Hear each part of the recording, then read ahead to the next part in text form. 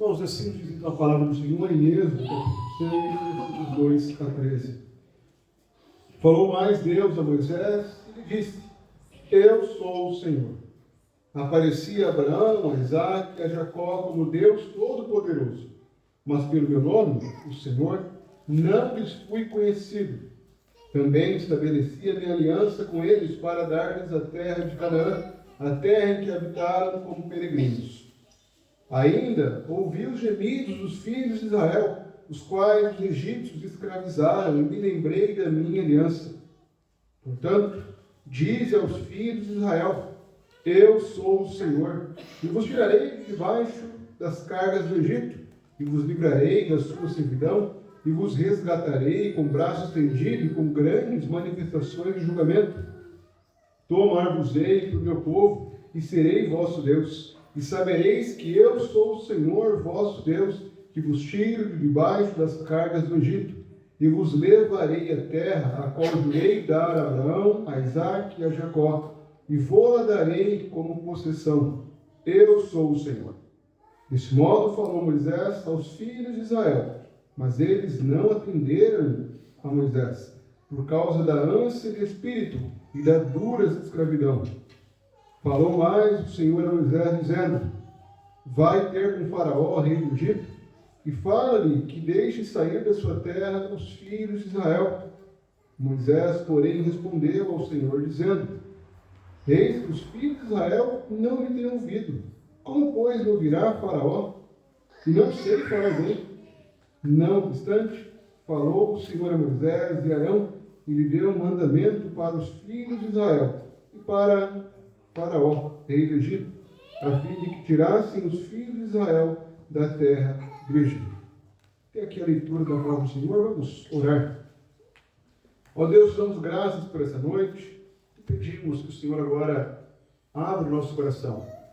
Que o nosso coração, Deus, seja um terreno fértil para a Tua palavra, e assim ela frutifique em nós. Nos dê ouvidos atentos à Tua palavra, um coração pronto a ser ensinado, repreendido, corrigido e educado pelo Senhor, a fim de sermos perfeitos e perfeitamente habilitados para toda boa obra. Haja, Deus, em nosso coração.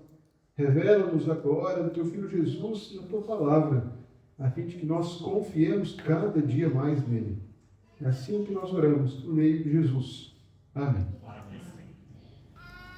Irmãos, existe uma diferença marcante na forma que nós compreendemos a Deus. Muitos compreendem ao Senhor apenas como um Deus que reage à história.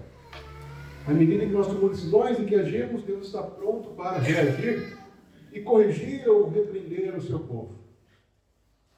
De outra forma, há aqueles que defendem que o nosso Deus é um Deus soberano, que age ativamente na história, que não apenas reage a esse mundo, mas na verdade governa a história deste mundo.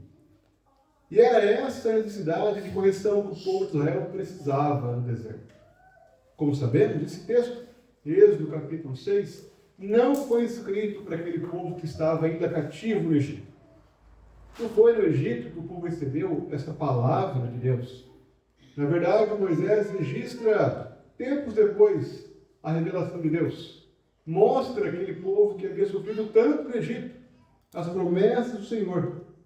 Nós temos acompanhado, desde o início do capítulo 5, os conflitos que haviam em Israel.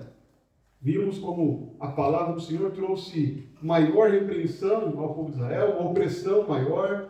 Israel respondeu mal, buscando conforto, consolo, refrigério, socorro, não do Senhor, mas do próprio Faraó. O povo começou a murmurar contra Moisés por ele ter falado da parte de Deus a Faraó. É Moisés que busca o Senhor por respostas e busca questionando a Deus por que o Senhor havia me enviado, por que o Senhor não agia de forma imediata no seu povo e livrava o povo de Israel do Egito. E vimos na última pregação a curta resposta do Senhor no versículo 1. Deus simplesmente responde as questões de Moisés dizendo: Agora verás o que hei de fazer a Faraó. Por mão poderosa deixará ir, por mão poderosa lançará fora da sua terra. Mas não para. O Senhor continua falando a Moisés. Esse texto começa dizendo falou mais Deus a Moisés e lhe disse. E Deus continua a se revelar a Moisés. Mas qual é a importância desse texto para nós? Porque é importante que nós, como igreja, ouçamos esse texto. É justamente para que nós depositemos a nossa confiança em Deus. É para que não andemos como o povo de Israel. Nós vimos semana passada o que as coisas revelam sobre nós. E hoje nós veremos o que o Senhor deseja que nós façamos nessas semanas. Qual é a ordem principal do Senhor quando nós sofremos esse mundo? Quando procuramos socorro no lugar errado? Quando nós não confiamos na promessa do Senhor? Quando nós questionamos a Deus o que o Senhor quer que nós façamos ao invés de fazermos isso? É confiarmos nele, confiarmos na fidelidade de Deus. E o texto, irmãos, nos oferece 3 razões. Primeiro, nos chamou para confiar no Senhor por sabermos quem Ele é. Em seguida, devemos confiar no Senhor por aquilo que Ele promete. E por fim, devemos confiar no Senhor pelo modo com que Ele age. Então, primeiro, somos chamados a confiar no Senhor por quem Ele é. Quem Deus é? Quem é o nosso Deus? E essa é a expressão que mais se repete no texto. Em cada começo e final de proclamação, o Senhor declara quem Ele é. Eu sou o Senhor. Cada vez que o Senhor começa uma mensagem, a Moisés ele proclama, eu sou o Senhor. Deus está novamente se revelando, reafirmando que Ele é. Eu sou o Senhor. Aqui o Senhor está retomando aquilo que Ele já havia falado na sarça ardente. Ele é o Deus que é. Quando Moisés questiona quem me enviou, qual é o seu nome, como devo apresentá-lo a Faraó, o Senhor mesmo proclama, eu sou o Senhor. Diga que o eu sou te enviou. Eu sou o que sou. Deus é exatamente o que o seu povo precisava que Ele fosse. É aquilo que vimos em Êxodo 3. O Senhor proclamando, eu sou o Senhor, Ele está dizendo que Ele é exatamente o que o seu povo precisa. Não deveriam buscar refrigério no Faraó, não deveriam culpar a Moisés pelo que aconteceu. Moisés não deveria questionar a Deus, pois ele era exatamente aquilo que o povo precisava que ele fosse naquele momento. Ele estava governando a história. Ele não estava alheio aos problemas do seu povo.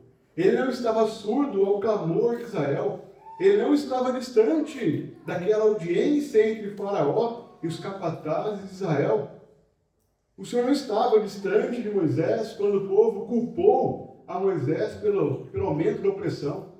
O Senhor não estava distante de Moisés diante das dúvidas que Moisés tinha para trazer ao Senhor.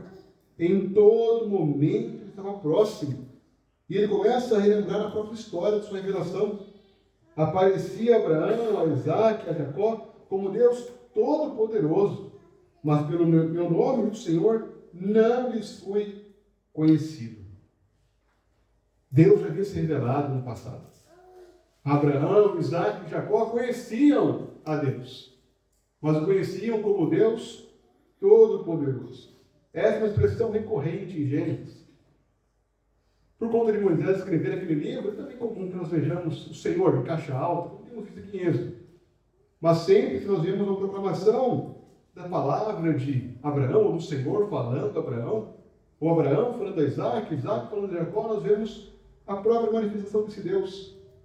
Quando o Senhor aparece a Abraão, após ele ter tomado Agar, ter tido a Ismael, e aquele silêncio de 13 anos, o Senhor aparece a Abraão dizendo, eu sou o Senhor Todo-Poderoso, ando na minha presença, ser perfeito.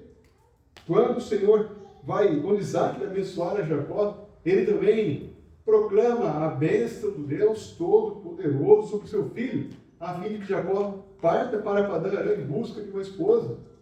Quando o Senhor aparece e luta com Jacó, o Senhor proclama que Ele era um Deus Todo-Poderoso e que estava abençoando, revelado a Jacó, o Deus Todo-Poderoso. Quando Jacó vai testificar a José sobre a obra do Senhor, ele fala em nome do Deus Todo-Poderoso. Os patriarcas sabiam muito bem quem Deus era. Ele era o Deus Todo-Poderoso. O Deus em que nenhum plano poderia ser frustrado. Abraão era prova disso. Mesmo sendo um homem já de 100 anos, gerou filho, filho da promessa do Senhor. Isaac sabia muito bem disso. Mesmo tendo conflitos com Ismael, o Senhor o poupou e preservou. E ele foi escolhido pelo Senhor para dar sequência à aliança de Deus. Jacó, mesmo que muitas vezes agisse por artimanhas, sendo enganador, conheceu ao Senhor Todo-Poderoso e foi por ele transformado. Experimentou a mudança de nome, sendo chamado de Israel. José sabia muito bem que Deus era o Todo-Poderoso. A sua própria história testificava disso. Mesmo sendo vendido pelos irmãos, Deus cumpriu aquilo que havia revelado a ele no sonho. O colocou como governador do Egito. Fez com que seus irmãos se prostrassem diante dele. O Senhor é o Deus Todo-Poderoso. Ainda assim, o Senhor não se deu a conhecer como o Senhor. Yahvé, o Deus que é. Ele não deu esse nome nos patriarcas. Mas ele garantiu a sua promessa. Ele estabeleceu a sua aliança para dar-lhes a terra de Canaã, a terra que habitaram como peregrinos. Mas agora ele ouviu o gemido dos filhos de Israel, os quais os egípcios escravizaram, e me lembrei da minha aliança. Se lembrou da sua aliança. O que Deus está fazendo nesse texto? Ele está apontando para a sua própria fidelidade à sua aliança. Eu me revelei aos patriarcas como Todo-Poderoso. Eles conheceram o meu poder. Eles sabiam que eu podia fazer o que eu bem entendesse, mas eles não provaram totalmente da minha fidelidade de forma visível. Eles não conheceram o meu nome como o Senhor, como Yahvé, o Deus que é. Embora eu fosse tudo o que precisavam, eles não contemplaram o cumprimento. Mas agora, eu me lembrei da minha aliança. Aquilo que eu havia dito àquele povo, aos patriarcas, eu cumprirei. O Deus que havia proclamado a Abraão que ele seria pai de nações, tinha feito de Israel uma grande nação. O Deus que havia garantido a Abraão que ele seria o Deus de Abraão e da sua descendência, agora chamaria os filhos de Abraão para si e os faria o seu povo, lhes daria identidade, estabeleceria a sua lei, faria com que esse povo fosse reconhecido pelo Senhor. Deus prometeu a Abraão uma terra que manda leite e mel. Agora conduziria os filhos de Israel, os filhos de Abraão, para a terra que ele havia prometido. Deus não se esqueceu da sua aliança. Ele é o Yahvé, o Deus da aliança, o Deus que é e que vai cumprir a sua promessa. Irmãos, nós podemos aprender porque isso é relevante para nós. Nós aprendemos aqui que teologia é importante. Você sabia disso? A teologia é fundamental para nós. Nós não podemos nos acomodar, irmãos, com conhecimento raso sobre Deus. Não podemos achar que o que nós sabemos sobre Deus é suficiente, está de bom tamanho. O nosso Deus quer ser conhecido por nós. Ele nos comprou com o seu povo para que nós nos relacionássemos com Ele. Durante todo o êxodo, esse era o propósito de Deus. Ele chamou o seu povo para se relacionar, para ser conhecido por eles. Veja diante daquele problema de Israel, após as questões de Moisés, após a murmuração dos capatazes de Israel, o Senhor não trouxe respostas pontuais. Ele falou, olha, façam isso, façam aquilo. Ele simplesmente proclamou, eu sou o Senhor. Eu fui conhecido no passado como Todo-Poderoso. Eu estabeleci a minha aliança. Eu sou o Yahvé, o Senhor em caixa alta, o Deus da aliança. Vocês não precisam de respostas, não, vocês precisam me conhecer e saber quem eu sou. Saber que a minha aliança não falha, que nenhum plano meu é frustrado. Irmãos, nós precisamos conhecer a Deus. Conhecemos cada dia mais ao Senhor. Crianças, quem Deus é? As crianças têm aprendido sobre isso. Nosso Deus ele é Espírito, infinito, eterno, imutável, em seu ser, sabedoria, poder, santidade, justiça, bondade e verdade. Não é verdade, crianças? E adultos, é para isso que nós precisamos olhar dia após dia. Não é só as crianças que têm que aprender sobre o Senhor. Nós precisamos conhecer o Senhor. Em meio às crises, lutas que passamos, Devemos buscar refúgio no Senhor. Devemos conhecer a Ele cada vez mais. O Senhor não nos deu liberdade para sermos criativos, para termos ideias a respeito dele. Na verdade, o Senhor não quer que nós digamos o que nós pensamos sobre Ele. Ele quer simplesmente que nós o conheçamos pela Sua palavra. Deus não quer que imaginemos coisas a respeito dele. Ele quer que nós saibamos quem Ele é. O Deus que se revelou e que quer ser conhecido pela Sua aliança. Quando nós, irmãos, formamos ideias erradas sobre Deus, quando começamos o argumento dizendo assim, eu acho que Deus é assim, nós já estamos pecando contra Ele. Pois não temos que achar nada. Ele é o único Deus vivo e verdadeiro. Começamos o culto lembrando disso de Isaías. Não há nenhum outro semelhante a Ele. Não temos que achar, temos que saber quem Ele é e conhecê-lo. O Senhor não nos dá autonomia para formarmos uma imagem dEle, para criarmos um Deus à nossa imagem e semelhança, mas sendo nós imagem e semelhança do único Deus verdadeiro, devemos conhecê-lo e saber quem Ele é. E esse conhecimento, irmãos, só é possível mediante Cristo Jesus. É impossível crermos que há outras formas de chegarmos a Deus. Há muitas religiões que formam deuses. E é impossível que nós conheçamos a Escritura e achemos que há algum outro Deus que se equipara ao Deus que nós temos. Não há. A única forma de conhecermos a Deus é por meio de Cristo. Qualquer conhecimento de Deus alheio a Cristo não procede de Deus. Não é a revelação de Deus. Não é a vontade do Senhor. E a própria Escritura que testifica isso muitas vezes. Hebreus começa proclamando isso. Tendo Deus falado muitas vezes, de muitas maneiras, aos pais pelos profetas, agora nos falou pelo seu Filho, o herdeiro, aquele que sustenta o universo, aquele que é superior aos anjos. O próprio Jesus testifica que ninguém conhece o Filho senão o Pai, e ninguém conhece o Pai senão o Filho, e aquele a quem o Filho quiser revelar. Irmãos, a não ser que Cristo nos conceda a revelação do Pai, nós jamais conheceremos a Deus. Nós não poderemos conhecer ao Senhor. É Cristo quem reprova os fariseus, dizendo que eles buscam na lei a vida eterna, mas não querem vir a Ele. Sendo a Escritura, testificam dele. É Ele quem os repreende, dizendo que se eles crescem em Moisés, creriam nele, pois Moisés falou acerca dele. Irmãos, nós precisamos olhar para Cristo, conhecer cada vez mais a Cristo. Quando conhecemos a Cristo, à medida que nós conhecemos cada vez mais a Cristo, nós contemplamos a glória de Cristo. Esse é o chamado para nós como crentes. Sermos transformados de glória em glória. Conhecermos cada vez mais a Cristo e sermos cada dia mais conformados a Ele. É somente olhando para Cristo que podemos crescer em santidade. E quando nós conhecemos a Deus, é inevitável que nós façamos aquilo que Deus requer. Testemunhemos dele. Deus nos colocou nesse mundo para testemunharmos dele.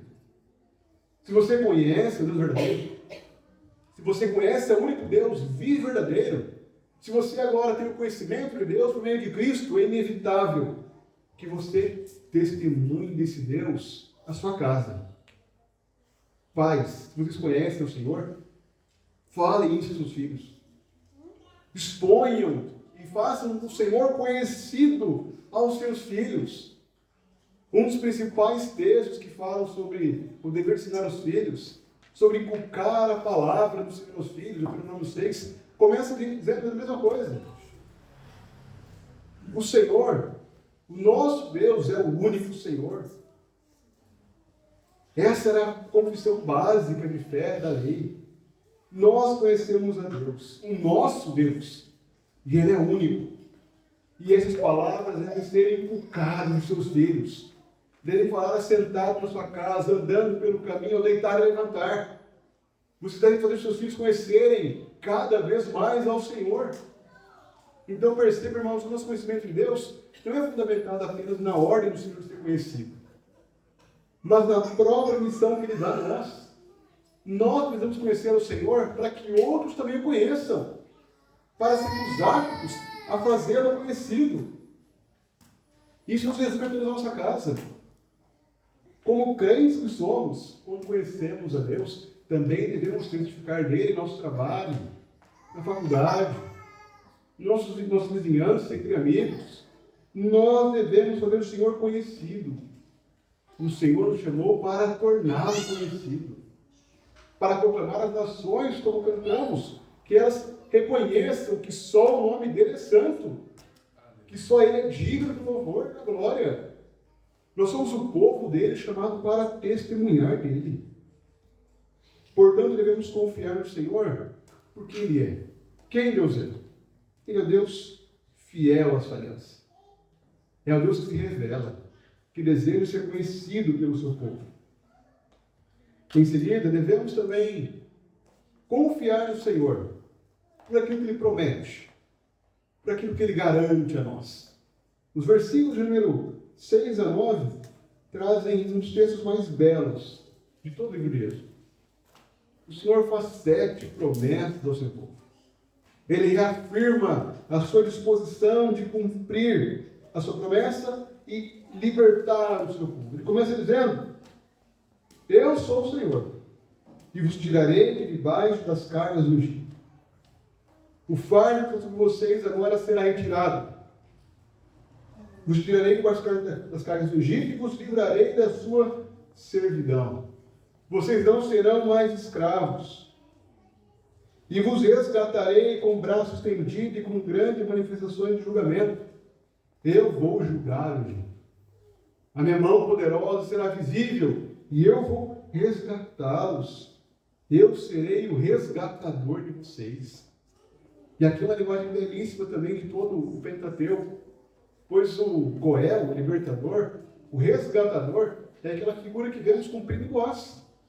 O parente que resgata a sua parenta que não podia mais sustentar a sua vida. É ele quem a resgata, se casa com ela, gera filhos, dá sequência àquela família, não permite que ela seja apagada. E o Senhor faz a mesma coisa com o seu povo. Se Israel fosse deixado sua própria condição, eles certamente seriam esmagados, seriam apagados da história. Mas o Senhor é o resgatador. É o Deus que jurou: eu vos resgatarei com braços estendidos e com grandes manifestações de julgamento. Eu vou julgar o Egito. Tomar-vos-ei do meu povo e serei vosso Deus, e sabereis que eu sou o Senhor, vosso Deus, que vos tiro debaixo das cargas do Egito. E a última promessa: e vos levarei à terra a qual jurei dar a Abraão, a Isaque, a Jacó, e vou-la darei como possessão. Eu sou o Senhor. O Senhor promete aquilo que ele faria por Israel. Eu vou livrá-los, vou tirá-los debaixo da carga do Egito, vou resgatá-los.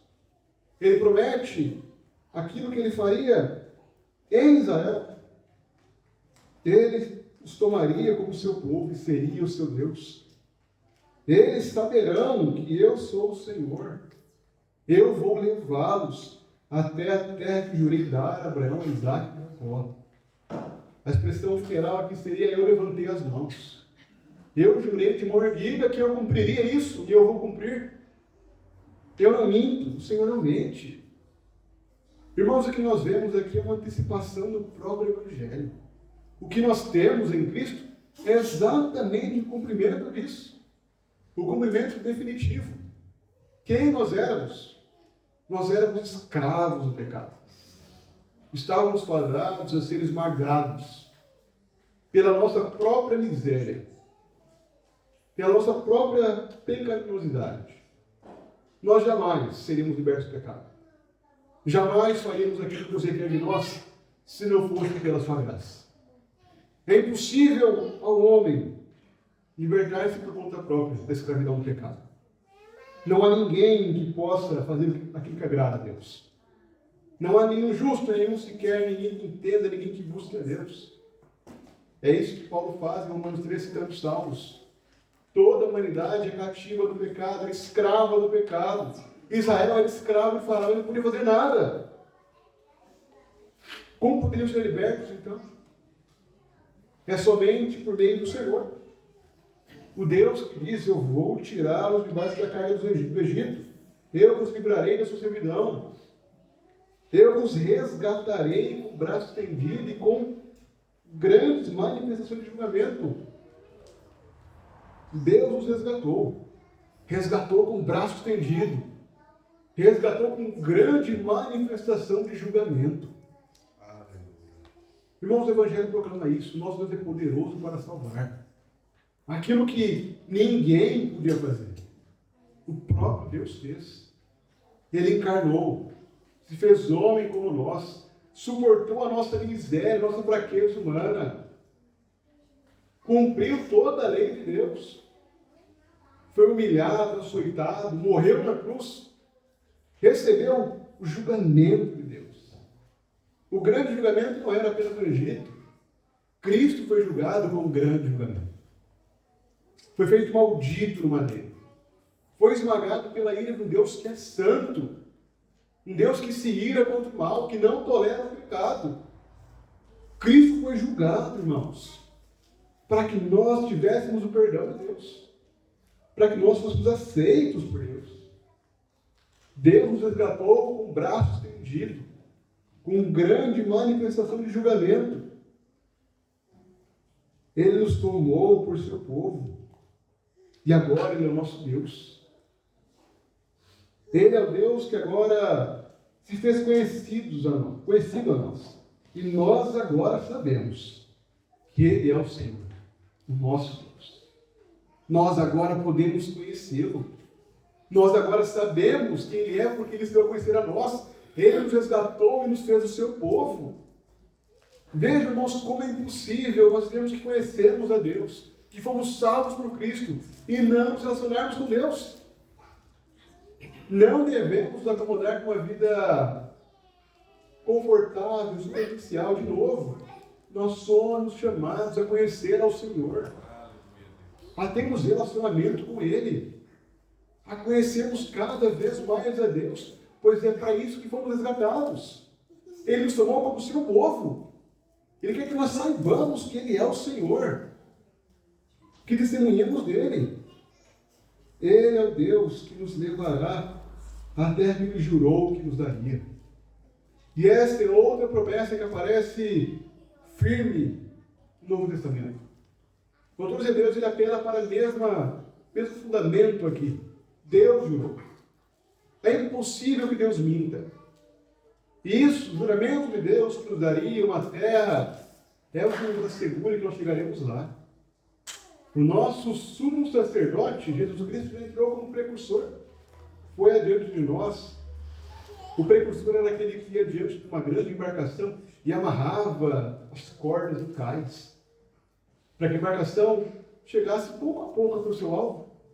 E essa é a bela figura que o autor constrói. Nós temos um precursor que já entrou na glória.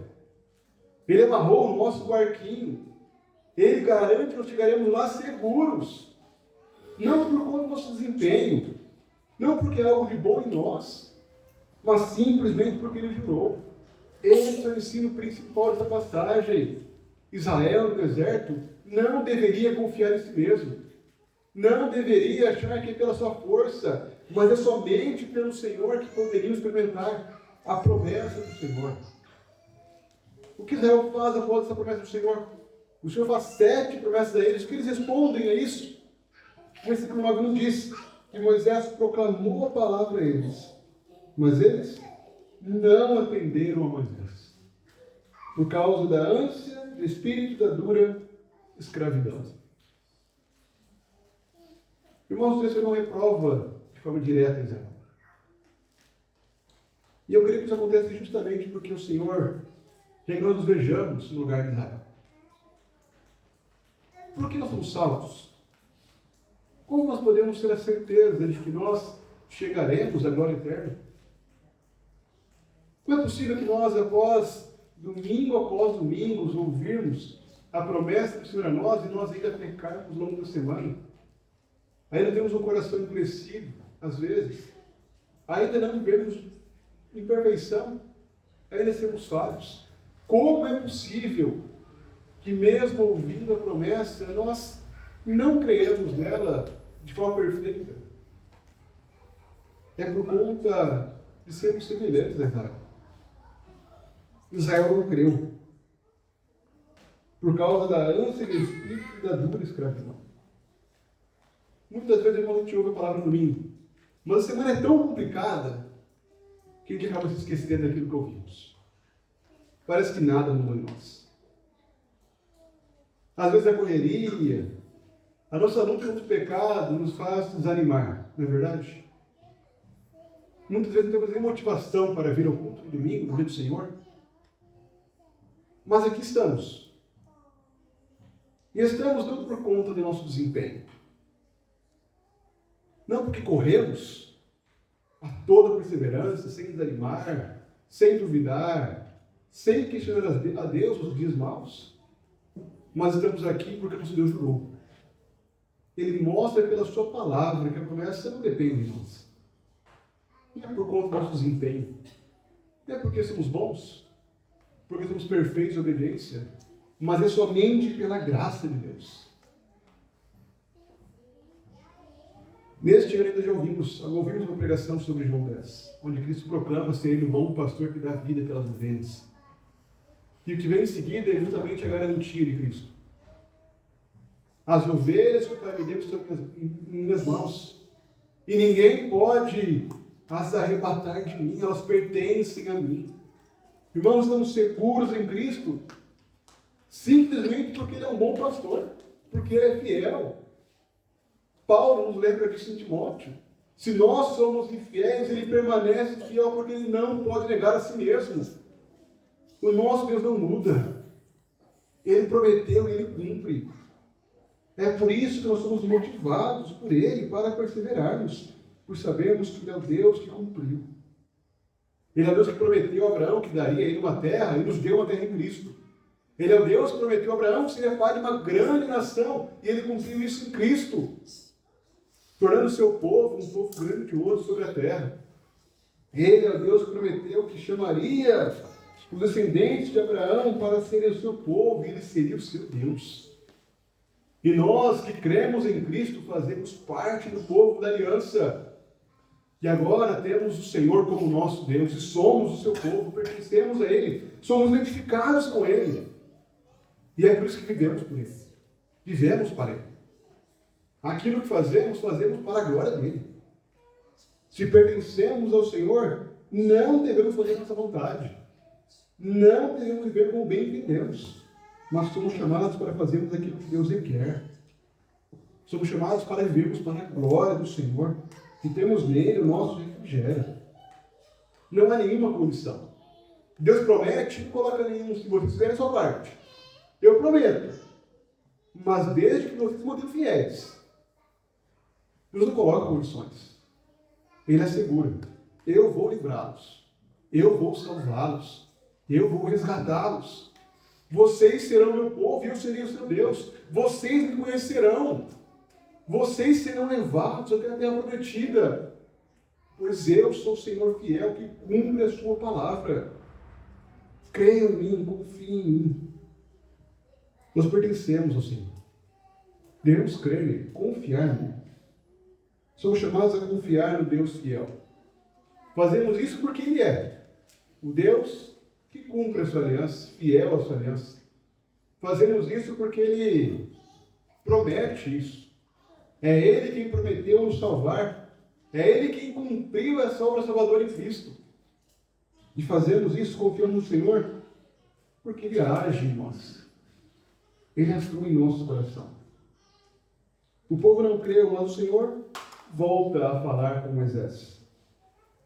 Vai ter com o faraó, rei do Egito, e fala-lhe que deixe sair de sua terra os filhos de Israel. O povo não creu de novo. O Senhor prometeu, mas Deus manda de novo Moisés que ele vá. Qual será que seria a nossa reação diante disso? Como nós agiríamos se após pregar mais um domingo, o povo não cresce e Deus mandasse nós pregarmos de novo? Irmos até Faraó e de novo falarmos da parte de Deus. Moisés faz aquilo que talvez nós faríamos também. Senhor, como eu posso ir se nem o seu povo crê? Eu vou de novo até Faraó, sendo que nem o seu povo está crendo em mim. Aqueles que têm motivos para crer não estão crendo, Senhor. O que eu vou fazer agora? Eu nem sei falar. Moisés volta a arrumar desculpas. Eu não falo bem. E aqui não é apenas aquela desculpa de não ter uma boa linguagem, não se expressar bem. Moisés está dizendo, Senhor, você chamou a pessoa errada, eu te avisei no começo. Eu não sou o melhor para fazer isso, não. Eu te avisei que você ia fracassar e está fracassando. Mas Deus não discute com Moisés. Ele fala a Moisés e Arão, dá um mandamento a eles, para os filhos de Israel e para o rei do Egito, a fim de que tirassem os filhos de Israel da terra do Egito. O Senhor continua ali. Moisés quer discutir. O povo não quer crer. Mas Deus continua fazendo sua vontade. É Ele quem cumprirá todo o seu plano no fim das contas. Irmãos, a obra do Senhor ela não depende da nossa disposição. Quantas vezes a gente trabalha para o Senhor e parece que está tudo mal.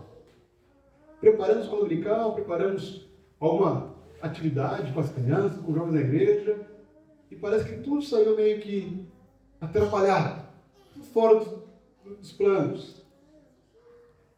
Mas escutamos pessoas dizendo que foi uma bênção, que aquilo foi bom, que por incrível que pareça, mas parece que foi mal para nós. O Senhor agiu. Isso mostra que o Senhor não precisa de nós. Ele graciosamente utiliza instrumentos fracos, falhos, limitados. Mas ele continua sendo engrandecido em instrumentos falhos. Moisés não se achava apto para a missão. Mas Deus seria engrandecido nessa missão de um mensageiro fraco e limitado. Por isso, irmão, não use desculpas. Não ouse se desculpar com Deus, que você não tem capacidade de pregar o Evangelho, de testemunhar dele, de falar dele. Não se esconda. O Senhor deseja de nós obediência a Ele. Quer que nós cumpramos a ordem dele. Nós muitas vezes, irmãos, não queremos cumprir a vontade de Deus, corrigir os pecados, tratarmos relacionamentos, por acharmos que ainda não estamos prontos. Pastor, eu sei que o Senhor quer que eu me reconcilie com meu parente, mas assim, a briga foi tão feia que eu não consigo pensar em como fazer isso. Não sei como eu faço. Seja fiel ao Senhor. Cumpra a vontade dEle. Deus não nos chama, irmãos, porque nós estamos prontos, porque nós temos aptidão. Mas é simplesmente porque Ele é Deus. Porque não depende de nós. É a graça dEle que trabalha em nós. É Ele que nos conforma para fazermos a vontade dEle. O nosso Deus, Ele é paciente. Esse é outro sinal que Deus nos revela. Vejam a paciência de Deus. Desde o capítulo 3, nós temos visto conflitos constantes. Moisés deu várias desculpas a Deus. Eu não sei ir, não posso ir. Eu tenho medo de ir, o povo não vai me ouvir, eu não sei falar. Mas ainda assim Deus fala para Moisés ir. Moisés vai e tudo começa bem, o povo crê. Mas daqui a pouco a opressão aumenta e o povo começa a murmurar. Moisés volta a questionar a Deus, Senhor, o Senhor não está vendo o que está acontecendo? O Senhor vai agir e libertar o seu povo? O Senhor promete que faria isso? E Moisés fala, mas Senhor, eu não sei falar, para que eu vou de novo para o Faraó? O povo não está crendo. Irmãos, o nosso Deus é paciente. Percebam a longanimidade de Deus. Deus é um Deus santo, Deus que se ira contra o pecado. Mas que Deus longânimo que nós temos e servimos. Estamos aqui, irmãos, porque nosso Deus ele é longânimo. De novo, se dependesse da nossa constância, nós certamente teríamos sido abandonados por Deus. Porque nós somos inconstantes. Acordamos bem um dia e mal no outro. Um dia estamos animados, empolgados, querendo ler a Bíblia, outro dia nós nem pensamos nisso.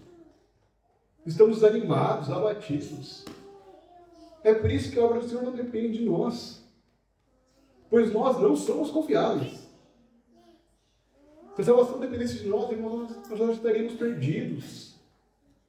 Porque nós não somos uma fonte segura para a salvação. Não somos capazes de sustentá-la, de mantê-la. É somente pela graça do Senhor. Por fim, irmãos, nesse texto, nós vemos um servo que é maior do que Moisés. Moisés continua questionando a Deus.